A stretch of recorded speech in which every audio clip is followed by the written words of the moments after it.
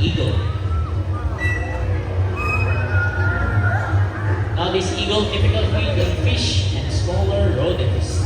So if familiar mo na yung eagle, it is because mo na siya ang nasa logo ni Kuya Kim sa iyong show, Matang Lawi. Okay, so let's give a round of applause for Running Eye Kingdom.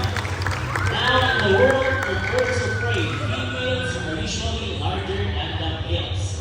Up next, let's call in our Philippine serpent eagle ready.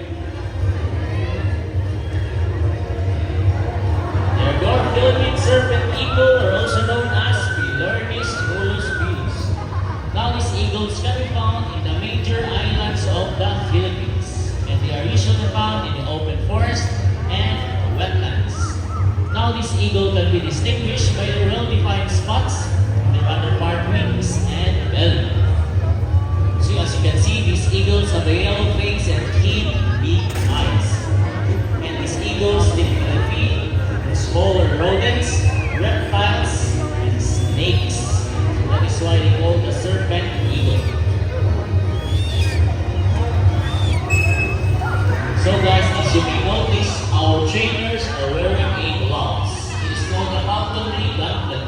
It is used to protect their skin from the sharp talons and beaks of our eagles.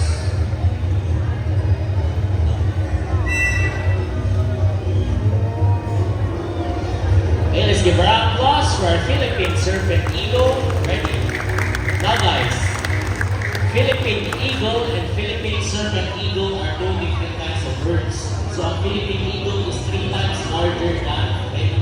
And just a fun fact, both Kingdom and Freddy are rescued birds. They were related by the Leonard last ECU. Now lastly, for our flying birds, let's call in our homing pigeons.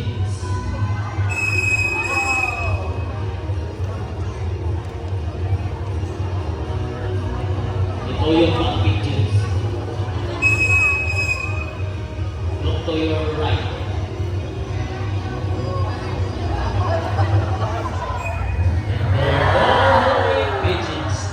Pigeons are the lake homing ability, wherein they can go back to their nest and mate.